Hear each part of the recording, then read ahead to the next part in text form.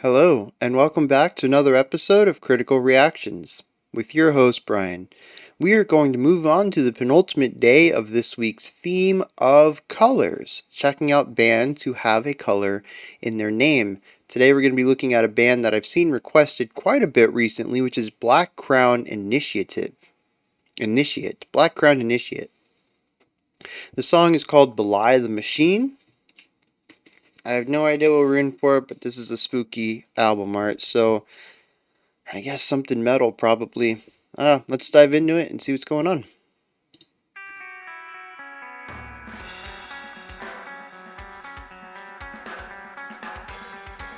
Really interesting production, but we're going to see if this is just an intro.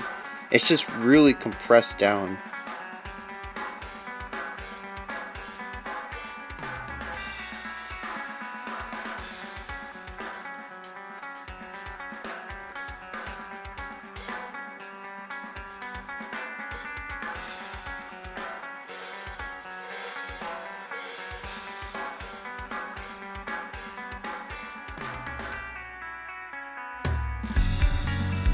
Yeah, there we go. We open it up. Oh, that symbol right there.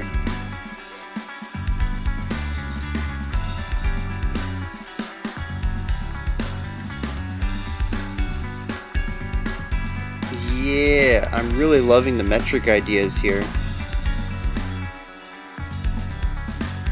The bass is showing a lot of presence. Lining up occasionally with what the guitar is doing. Very cool idea for the bass, actually.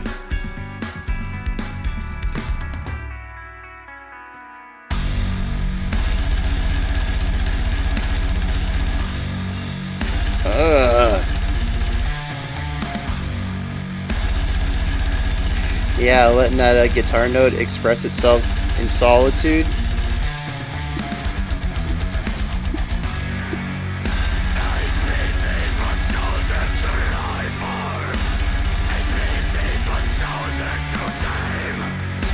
Really interesting that opening guitar line is still present quietly on the left side.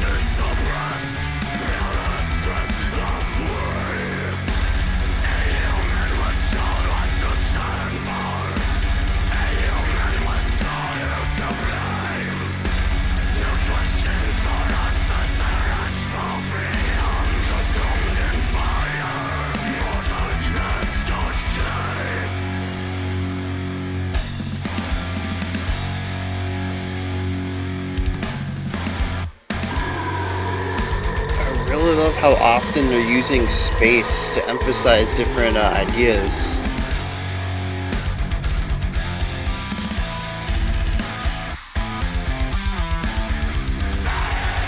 Yeah, really nice contrast there too between allowing notes to breathe and then just like moving between a bunch of notes at the same time.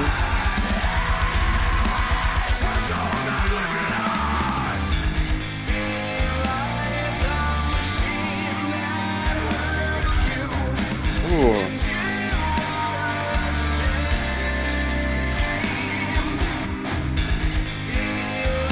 Right there, once again, utilizing silence to really drive impact.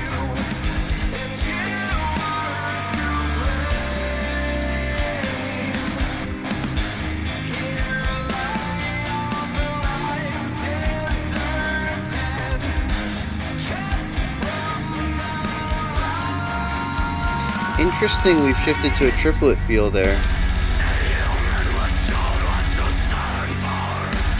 Yeah, now we're back to 4.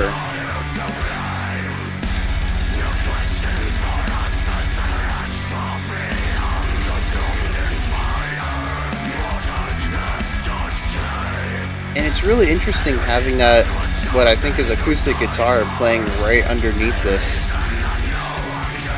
Or just to the side of, I think is a better way to phrase that.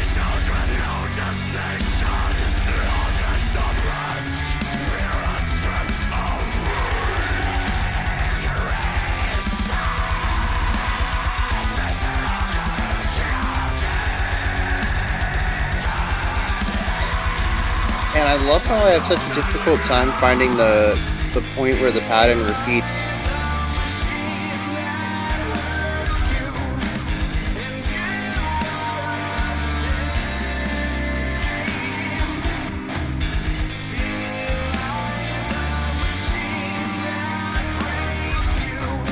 2, 3, 4, 5, 6. 1, 2.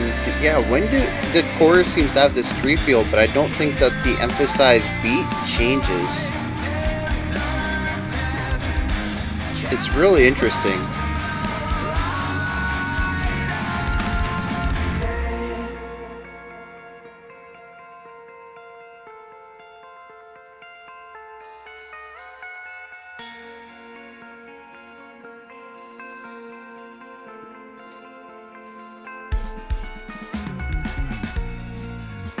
I love the tasteful drumming everywhere. Yeah, the 16th note's into the downbeat rather than coming off it.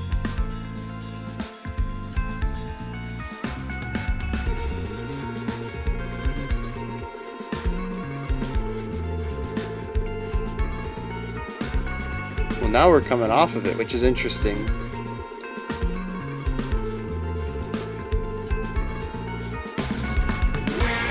And what a beautiful way to use tremolo picking in that section.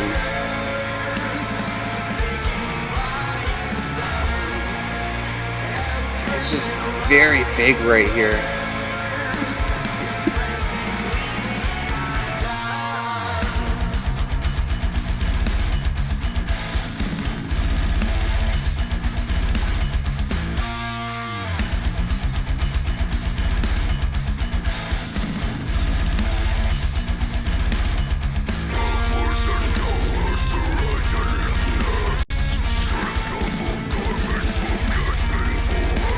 Yeah.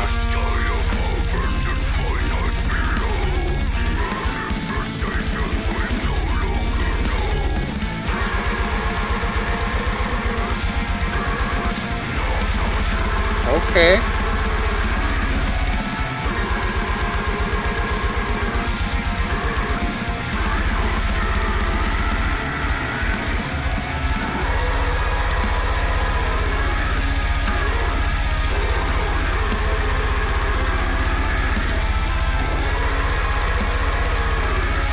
Double bass kick flurry.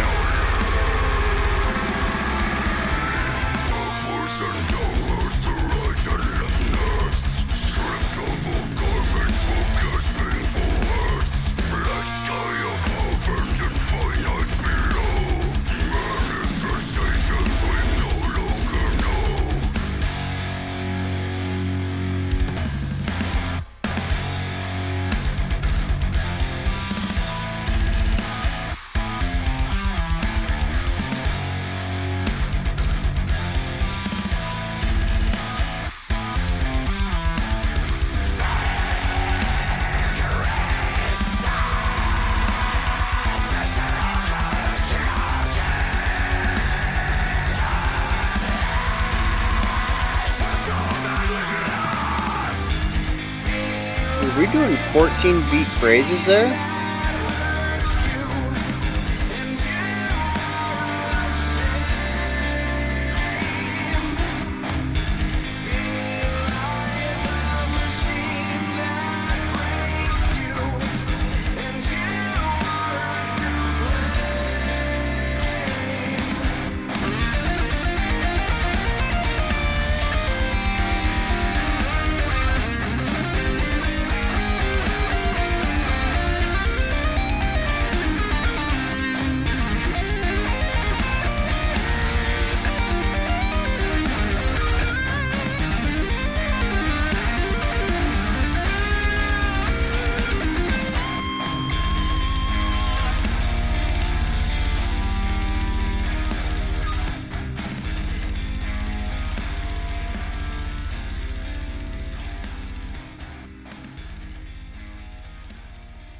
Yeah.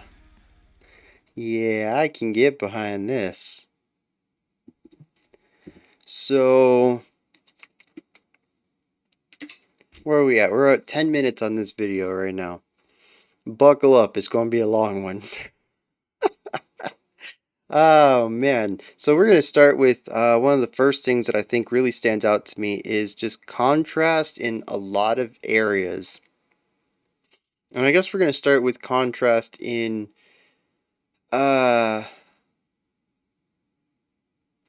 it's just kind of everything at once. I was gonna try to like nicely split this up so I can do chapters, but I mean, I think we're just gonna talk about contrasting elements for a while. And the interesting thing is though is that they don't do an either or, right? It isn't like I'm trying to think of a band that we've covered lately where it's like we are heavy 1 minute and then soft the next, and bombastic 1 minute and then more subtle the next. These guys do everything simultaneously. And what I mean by that is we really we really have to dig into the way that they phrase. See, this is what I wanted to like separate their composition style from their phrasing style and talk about them independently, and I don't think that's going to be possible. We kind of have to look at how they build a section just as a whole. We're just going to like I don't know how we're going to do this. I'm just going to word salad it and hope something comes out that makes sense. When they create a phrase, they do so riff based, right? Nothing in here, except for the guitar solo, I think, is completely linear. There's not a single thing in here that isn't repeated 100% somewhere else in the song. But they go about creating these riffs on a much larger scale than a lot of bands do. When we look at most bands, their riff is going to be 1 or 2 bars long. They might change the pitch, the starting pitch of the riff so that it can move along with the chord progression, or maybe they stick to a single chord idea, which is something that I saw a lot when we checked out some hard rock, well, not maybe hard rock, but definitely black metal origins.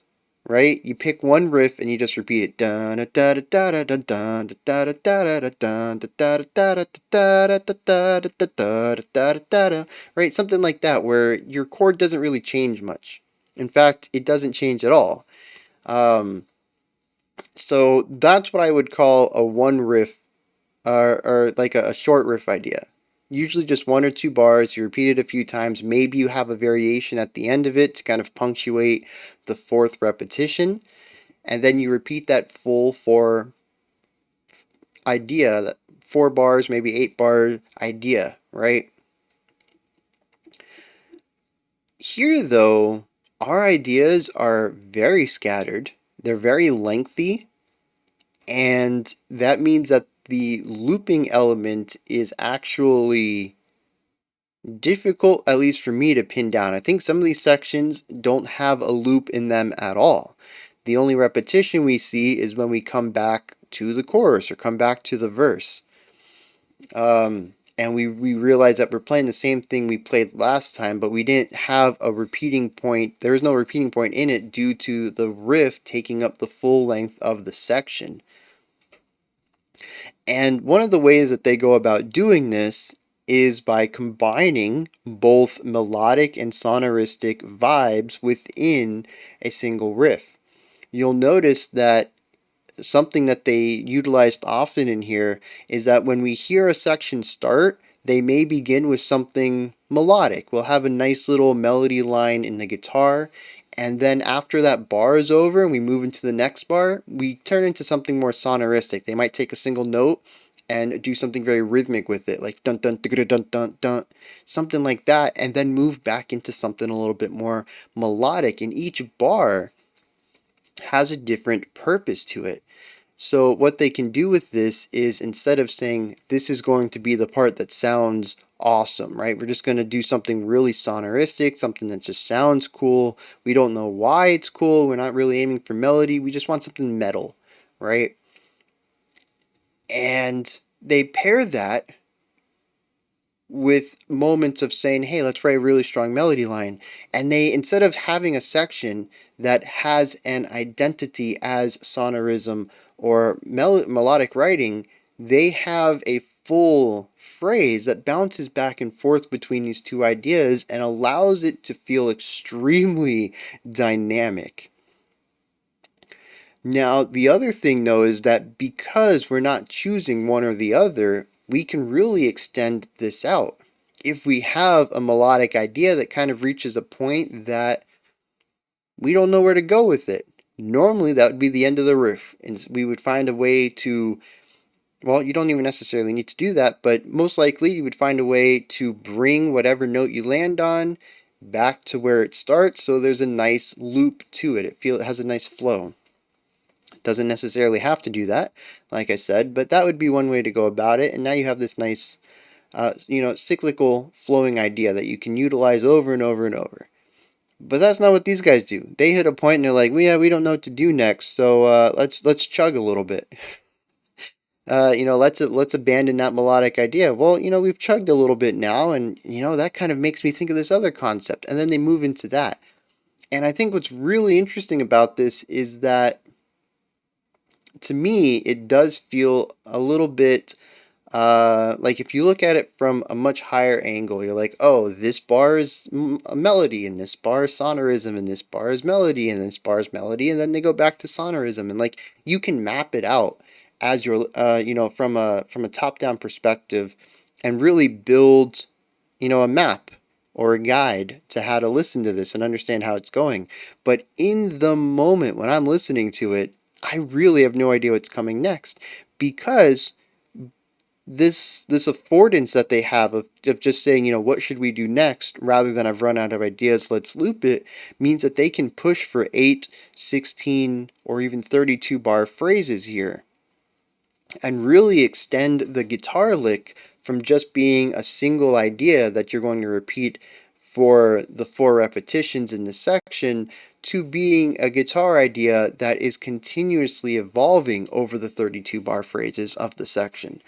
And it makes it so that even if they do hit a point where they decide to reuse an item, they may apply a variation or change the direction it goes into. Maybe after 16 bars, they do go back to bar 1, but at bar 2, maybe they're not going to do that chugging idea again. Maybe they have a fresh idea of where to take this, and they're going to move in that direction now. And it makes it so that it toes the line of a loop or riff based song with a completely linear song. And in the moment, it's very difficult to figure out what's coming up next because even, like I said, even if we've hit a point that feels like a landmark, it does not necessarily point in the same direction it did last time. And so we get this really interesting idea, at least from a composition standpoint, where you can reutilize ideas, which makes composition easier. But it also allows the song to feel more linear to the listener. So it's all the the simplicity or the ease of writing that riff-based music would bring with the illusion of the more difficult aspect of writing something completely linear, and it comes off so well because it sounds more complex than I think it actually is. I think if we did take more of a bird's eye view on this and actually mapped it out, we would see a lot of points of small variation that we could attribute to an original idea with a small change on it and not see it as its own unique section and actually see a bit more repetition than it actually feels like. But again, they and I've talked about this a lot. I don't want this to sound like I'm putting the band down because they didn't actually write something linear. When I talk about foreshadowing or callbacks or reusing motifs or uh, recontextualizing ideas, something you've already written for the verse, bring it into the chorus, right? You're copying, pasting ideas, but this is just working smarter, not harder. You don't always need to reinvent the wheel. Maybe you already have something written that would work well for portraying the same idea here. There is definitely no shame in reutilizing something you've already written, whether it's a direct one-to-one copy or a small variation on it. So yeah, I don't want this to seem like I'm taking jabs at Black Crown Initiate. I am really praising them for their intelligent composition here. Right? They are getting the benefits of the more difficult work without actually having to put in all of the work there to get that more difficult aspect out of it. Um, Plus, when you look at it through the lens of variations, you have ideas of callback and and recontextualization of ideas, and that's phenomenal because it brings in the idea of motif, which is something we really don't get to talk about too often in rock and metal, and I don't know if it's applicable here. Like I said, I got kind of lost in some of these sections. They often kind of felt fully linear to me, especially the verses. I could not tell when we returned to the beginning. The chorus, I got a little bit more familiar with. I found the loop in there, but the verse definitely feels completely linear to me, even though I don't think it is. But the other affordance of this style of writing isn't just the idea that we can continue to write things linearly, but also that we're including both styles back to back, which makes it feel highly dynamic. Normally we would see bands. Okay, so let's take this example. This is a very stereotypical, what genre is it? Metalcore idea, where your verse is going to be very rhythmic. Usually something syncopated where everybody in the band is on it. Your vocalist is going to do some growls, and then when you get to the chorus, we move to chord progressions, sometimes a melodic guitar line, and clean vocals. Like that is just the stereotypical metalcore idea of sonorism and melodic writing and bouncing back and forth between these two ideas. And there's definitely a dynamic element at play there, even if it's come to be associated with just like the most common idea of how to write a metalcore song. Um, but here, the the dynamic element comes moment to moment rather than section to section. And I really enjoy that because it creates this element of keeping me on my toes, right? I never really know what's happening next, which makes the situations also amplify their intensity. I've mentioned before that if you want your, speaking on volume dynamics, if you want your tens to sound like tens all the time, if you're going to run a 5-minute song at full volume, eventually it's not going to feel like full volume anymore. It's the norm, it's what we're become accustomed to. That's often why you'll hear a band put in a quiet section and then finish out back at that full again. It's going to feel louder because you're contrasting it with actual silence. Now we have a measurement of how loud this is. We have something to pair it against. Um, so having that ability to amplify different highlighted elements of contrasting sections is a huge reason of why we add contrasting sections to begin with. And here they are doing it, like I said, moment by moment. We might have something hugely melodic, and then we move into something very rhythmic, very textural, and we might do that for a couple of bars, and we go back into something melodic, and it really makes those rhythmic sections have more punch. It really makes those melodic sections have more flow, because we are constantly moving between groove and storytelling and really getting the best of both worlds, as it neither one of them really grows old or gets tiring. By the time that you really realized what you've listened to, we're already in the next idea. But I think the most bonkers thing about this whole compositional style of just bouncing back and forth between ideas like this is that it flows. I think that is the most difficult part about creating something like this, is really getting it to sound natural, to sound like it should go together, and that the direction it's going, that every moment pushes in the same direction. And I really want to go back and listen to this again because the song feels extremely cohesive, and I'm not sure why. This might be something that I end up taking a specific section, like the verse itself, and just listen to it on loop for a few minutes and really try to pinpoint how all of this comes together. It's a really interesting idea of shifting gears every few seconds and never being in the wrong gear. It's kind of phenomenal that they have an expert understanding of how and when to pace the song on a moment by moment basis. which is just, I mean, it's just bonkers. Imagine, I mean, there's a reason why most bands, most songs tend to stick with a specific idea for each section. Taking the metalcore example again, sonoristic and heavy versus, clean vocals and melodic and harmonic going for chord progression. It's a lot easier to keep an idea focused when it's not doing anything wild, when it's not changing ideas constantly. And I mean, we see this track constantly changing ideas. It happens in the verse, it happens in the chorus, it happens under the guitar solo. The idea of switching between melodic writing and sonoristic writing, between flow and groove, happens constantly all throughout this song, but it never feels like it gets in the way. It never feels like the two ideas are opposed to each other. They find natural medium points between them to create this natural momentum through these ideas.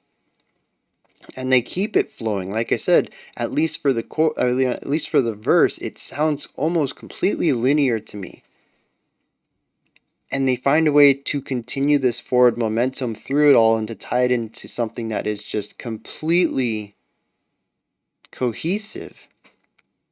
And that's like the big breakaway for me. Like, I understand the benefits of doing what they're doing. I understand the difficulty of doing what they're doing. I don't understand how they did it so well. Just what kind of dark magic was a part of this music creation process. Just phenomenal stuff. And speaking about contrast, we can actually hear a bunch of contrast even outside of the structure of it all. The vocalist had some really nice vocal styles all throughout. I don't know if there's multiple vocalists in here, but we had growls, we had like black metal screams, we had a beautiful clean. All of that really comes together and shows a bunch of variety there. And then, like, even during the verse, right? We had our intro, we had our like acoustic guitar idea going on there, and I love that intro section. I thought it was gorgeous. And then we shift gears into the second part of the intro, I think, and we get into this sonoristic style. I think everybody's just like hitting these 16th notes. I'm really getting this wall of sound idea under these growls or harshes. Something was going on there. And it was so interesting because that acoustic guitar was still present, still playing, kind of hidden under everything in the left side of the song. And it adds so much character, right? Uh, I don't know how many people heard that. I don't know if I was listening to this casually, if I would have heard it, at least not on a first time. Um, but it adds so much character. It's that little bit that really puts the song over the top. That really puts their spin on it, I think, is the big idea there. It separates them from other bands who have done something similar. I mean, the idea of just everybody in the band laying down. I mean, this is not tech death. Black metal? Is black metal the one that's constant tremolo picking? We got the double bass kicks going, we got the bass, we got the guitars, everybody's laying down these 16th notes, we got growling over it. I mean, this is not groundbreaking stuff right here. But to include that acoustic guitar in it, first of all, to call back to something we already heard, it's a recontextualization of something we've already heard. But third of all, it really brings out a specific vibrancy in this section that the aggression cannot do on its own. And especially pairing it with it, we have contrasting elements, and it really supports this idea over here. I do think it's a bit of a shame that it is kind of hidden, but I think that's an important aspect to it because it's no longer the spotlight. It's more of an embellishing idea. Um, but it's not so low in the mix that you can't hear it, right?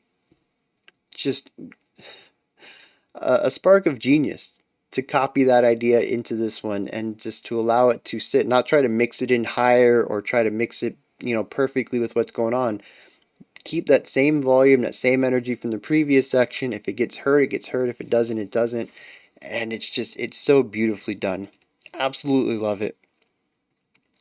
Um, Man, there's another thing I wanted to talk about regarding this opening section, and I can't remember what it was. Yeah, the production. So I was actually a little concerned coming into this because we stayed with that hyper compressed idea for a bit in the intro, and I really enjoyed what it was doing. I thought it was an interesting sound, but it's not something I would have wanted to listen to for 9 minutes. And I'm glad that got cleared up. But once again, it's just another way of utilizing the extra tools at their disposal in interesting ways. We've heard songs with compressed intros, and usually the compression slowly gets released until we get, the big moment on the downbeat of the song proper. And I think it was just a really interesting misdirection, possibly, to allow it to go on for so long. To really think that that's not what we were doing. Speaking of that opening, though, I have to specifically talk about the drums, right? And then we're going to talk about the guitar solo and then the lyrics, and I think that's going to wrap this one up. I love the drumming in here. It goes between just I don't even know how to talk about it. It is just a gorgeous way of playing the drums through ornamentation that doesn't remove any metric ideas. It is constantly introducing unique ideas, at least as far as I'm concerned, to this style of metal playing, the style of extreme music. There's a lot of really nice technical embellishments going on. First of all, the cymbal playing in like the first minute and a half was just gorgeous, utilizing the cymbals not just as a bright, shimmery sound to play against some of your meatier, beefier, snare and bass hits. But like really utilizing every snare to create this almost melodic flow to the sound, or the way that he used 16th notes near at the end, first as like a grace note into the downbeat, and then using them on the downbeat as sort of like a gallop, but spacing them out a bit.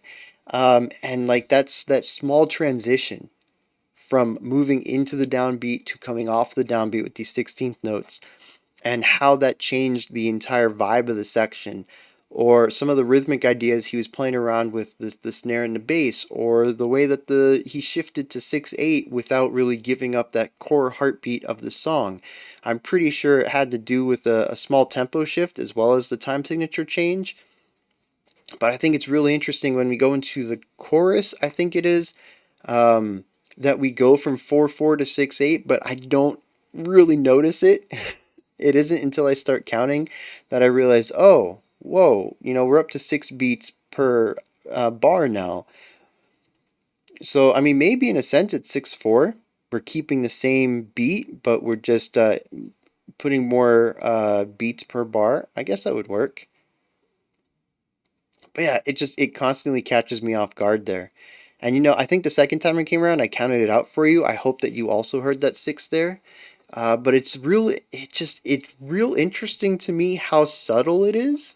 Like even the second time I knew it was coming, I was waiting for it to come so that I could count it out and figure out the point where it happened. I still didn't figure out where it happened. It took me a little bit to get in. Oh snap, Brian, you're supposed to be listening for the sixth. Go ahead and count that out now. And it's such a subtle shift, and I swear it comes from the drummer. The drummer is a smooth percussionist, just so good. Um, and then the guitar solo, I don't know how much I can add to it. Y'all heard it. It was beautiful. It had fantastic flow, and it's exactly what I look for in guitar solos. We've talked a lot in the past about section based soloing versus linear soloing. And I mean, I guess section based soloing is also linear in a sense. It to me, it lacks a smooth flow. right? We've listened to some solos and it's like this is the sweeping part, and you do that for 4 beats, and now we're in the tapping part, and you do that for 4 beats, and now we're in the tremolo picking part, now we're in the bending part. Like you can feel the very rigid moments when we shift ideas. And it did happen here a little bit, but I think a lot of that was just due to phrasing. The guitarist had a knack for at the end of the end of an idea, which I think he was working on 2 bar ideas. He would hold out a note on beats like 3 and 4 and really like almost come in late on the downbeat to really give it that extra emphasis of this note having extra weight, and just did that a lot so that the downbeats had extra emphasis to them, or extra spotlight put on them, I think would be a better way to put that, because the emphasis was on the held note prior. So it put a lot of emphasis on the downbeats, which helped it feel a bit more rigid, but it was more about the story he was telling than about the techniques, because his technique was constantly fluid, much like a lot of the melodic writing throughout the song. Um, and yeah, so it was this beautiful combination though of held notes, space. Oh, I need to talk about spaces too, real quick. Put a little bit on that. But like long held out notes, little bits of silence, a few ideas in here that have a little bit of showmanship, but really allowing the solo to breathe and tell this story naturally. At least it feels rather natural to me. Um, and just really drive this story home from, like, I think it was like a 32 bar phrase. It's pretty lengthy for a guitar solo. I really thought halfway he was just going to end it, and chose not to. Unfortunately, the guitar solo tied up the song and ran us into the fade out. And I don't know if it's because of the way that that's positioned or just that I wanted more. I felt a little let down when the guitar solo ended. I was not expecting the song to finish. A little upset when it did, and then a fade out on top of that. You guys know how I feel about fade outs. We'll dive into the lyrics. We'll see if the fade out was warranted. But honestly, man, yeah, a little let down in the last 30 seconds or so.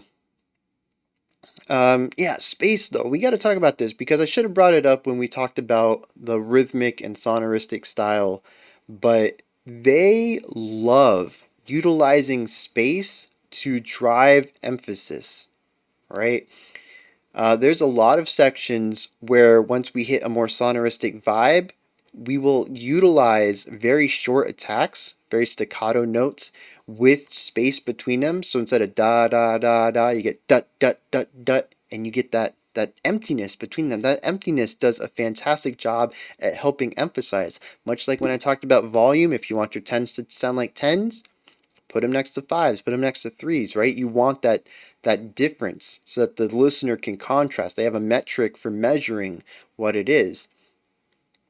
So this is another way of doing that. We have complete silence. So it allows us to have a metric against everything else that's going on, whether we're looking at um, length of notes, accentuation of notes, volume of notes, like having these super short notes with space around them. It really drives attention to them and allows other elements to be emphasized.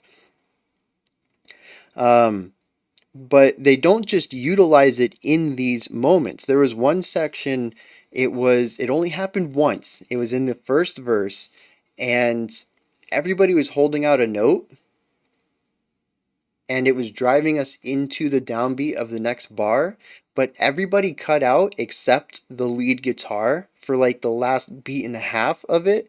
And when everybody came back in on beat one, it was just phenomenal because we got that element of the space, the silence, having nothing there.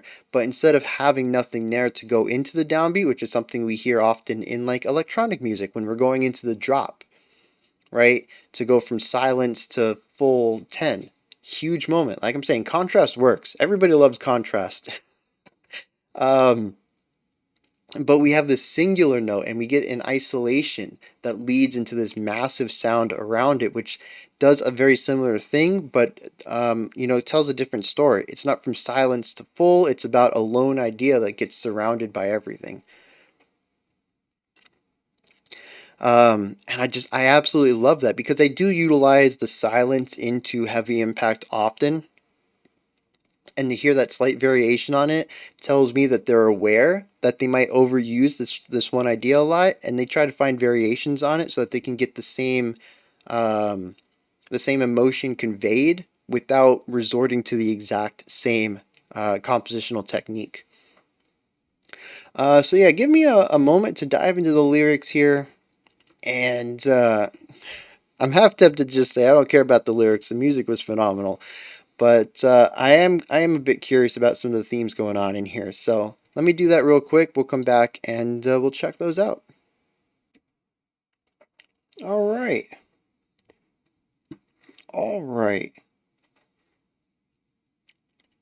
As far as I can tell, this is a song about breaking free from any chains that may wish to strip you of your humanity and your spirit,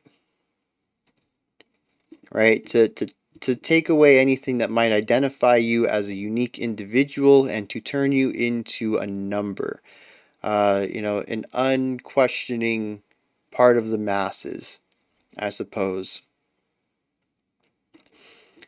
Um, so the beginning says a species was chosen to lie for, a species was chosen to tame, a brainstem emotion in devastation, logic suppressed, spirit stripped away.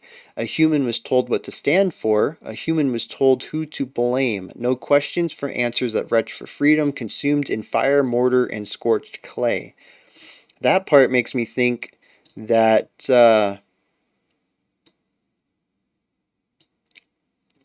something came, right? The beginning says a species was chosen to tame. So something came for us to tame us, to tell us, to suppress who we are, what we are. And in the second line, we find out that we were told what to do, right? And we were not allowed to ask questions. We were told what to stand for and who to blame, and we went out and found retribution in that, consumed in fire, mortar, and scorched clay.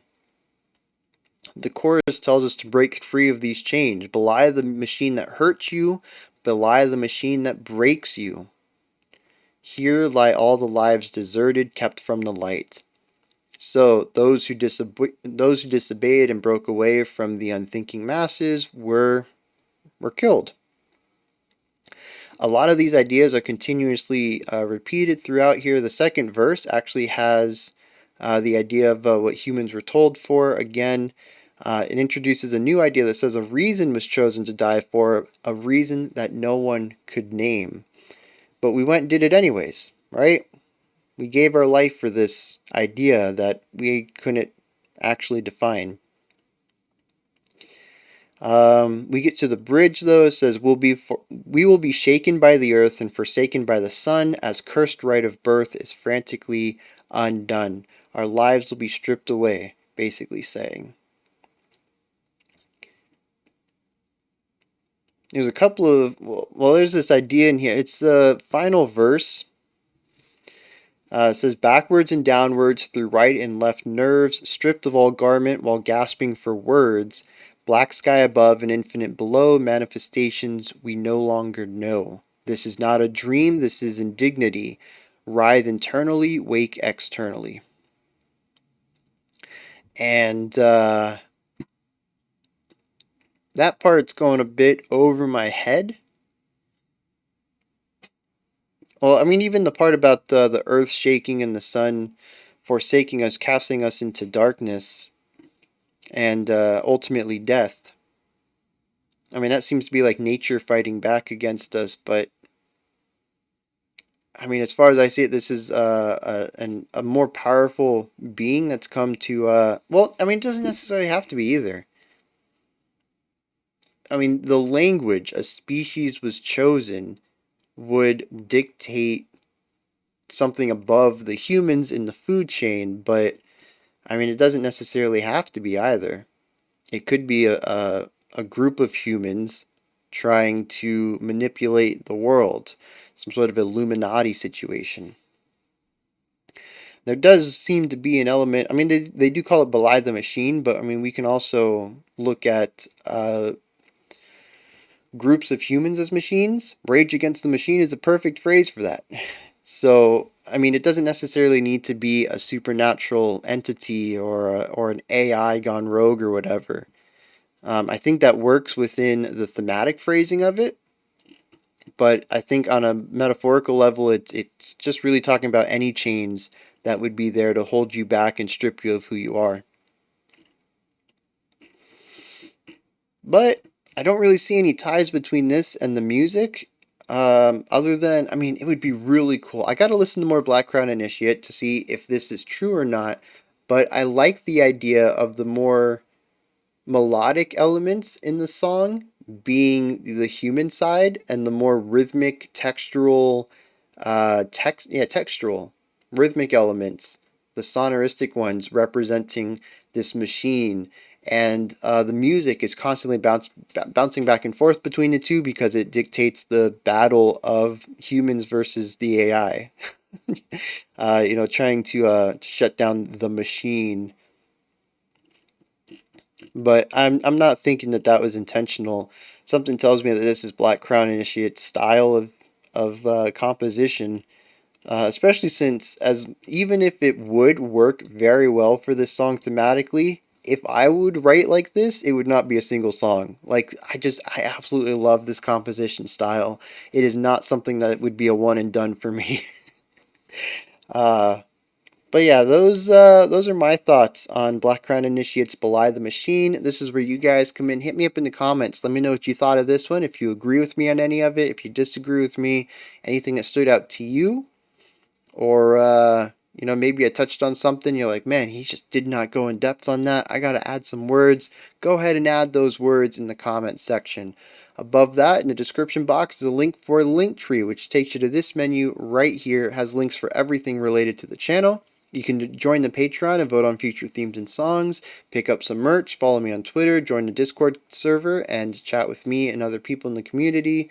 Just a bunch of stuff. Go ahead and check it out. Above that, if you could, like, subscribe, and ring the bell. I greatly appreciate all three of those.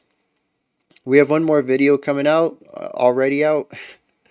We're looking at some Moon Safari. It's a 25-minute epic from them. Prog rock kind of stuff, if I remember Moon Safari correctly. If that's your jam, I highly suggest you check it out. Otherwise, I'll be back. I mean, if it's not your jam, check it out too, because Moon Safari is some talented people. But if prog rock just really isn't your thing, I'll be back tomorrow, 5 p.m. Eastern Standard Time, 9 p.m. UTC. We'll be looking at our final videos for the week, our last colors track, and then a creator request. Until next time, remember to be critical but not cynical of the music you listen to, and have a fantastic morning, afternoon, or evening whenever you choose to watch my videos.